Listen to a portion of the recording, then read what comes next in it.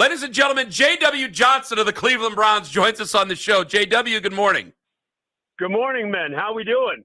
We're doing well.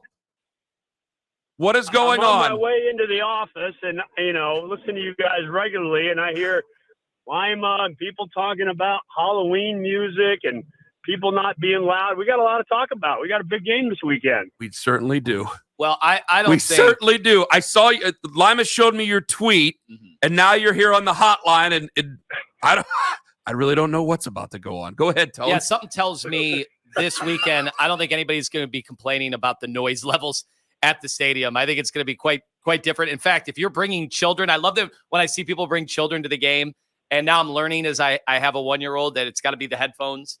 It's got to be the noise-canceling headphones. Yeah. I think you're going to have reason to have those if you're a Baltimore Ravens fan this week, because it's going to be really loud. We want it loud, JW. Yeah, I hope so. Listen, I think, the fans and the players feed off each other, but, the defense keeps playing the way that we do. We need them to be rocking the whole game and make it super uncomfortable for Lamar and the Ravens. And, obviously when we're on offense, we need everybody to kind of sit on their hands for a minute. But, no, it should be a great environment. I know everybody's excited. We're fired up for Sunday. And, yeah, we need Cleveland Browns Stadium rocking for 4 quarters. But isn't it amazing the difference? Like, look, we all want a great offense and a great defense. But this city, we have heard for years, JW, that if we ever get a defense that is going to be a lockdown defense that gets to the quarterback, eventually forcing turnovers, which we think it's just a matter of time, that is what fans can get loud about throughout the game. When your offense is rolling, well, you don't want to be loud. You want to keep the noise levels down.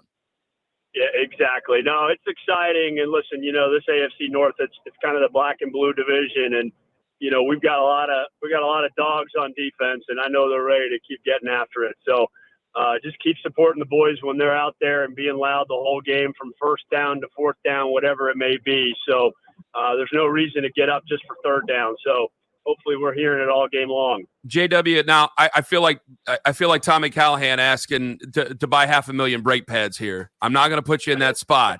Can we at least get a conversation when you get into the office today with your team, with the group, the decision makers here about possibly Halloween music on third down? Will there be a discussion? We will have a discussion. And yes. Do you guys know how the Halloween theme music came about back in the day? I didn't really want to say it out loud, but there's several different theories, so I want to hear yours. Or the reason, I should say, not even a theory. Well, we first got involved with the team, and if you guys remember, we had a defensive end called Frosty Rucker. And Frosty, we were talking in the locker room, I was like, hey, what about, kind of music and this? And he said, you need to play Halloween on third down. And so I said, oh, okay. And then we started finding alternate versions of the music, and it started working. But obviously back then the team was not as good as we are now. And we kind of went away from it. So in honor of Frosty Rucker and Alumni Weekend, keep your ears open for Halloween theme this weekend. I think fans are going to absolutely love it. We're seeing a reaction on social media. J.W. Johnson joining us. This is great. Now, I don't know. Have you unveiled yet who is going to be? Because we talk about traditions are tough to start in the NFL, and it helps to have a good team. But I think you guys, I don't want to say stumbled onto something, but have made something your own that has become very cool.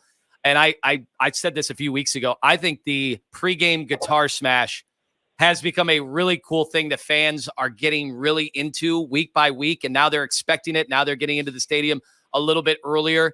I know Boobie Gibson had a chance to do it. Do we know who's going to be there, or do you want to make it a surprise this Sunday? Yeah, so we obviously want everybody to get into, we kind of game time on time. We want everybody to be in the building, in their seats. We want that place to be going from the jump. So the guitar smash and our dog pound captain's always going to be a nice little surprise for everybody, so we can get you in the building. I highly recommend that everybody's in their seats ready to go prior to kickoff so you can see the dog pound captain. You do not want to miss it. I will say that. That sounds fantastic. Alumni weekend now. What else is going on with the alumni here?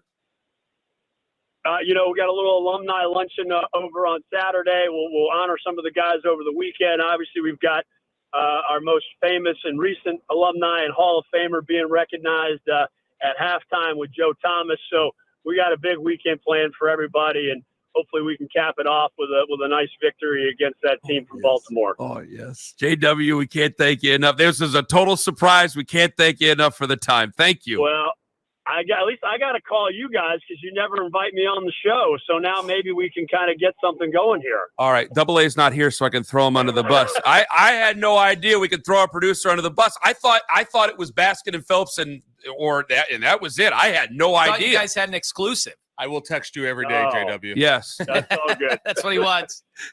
Hey, great job, guys. Keep it up. We appreciate what you're doing, and go Browns. Absolutely. Thank you. J.W. Johnson, Executive Vice President, partner of the Cleveland Browns.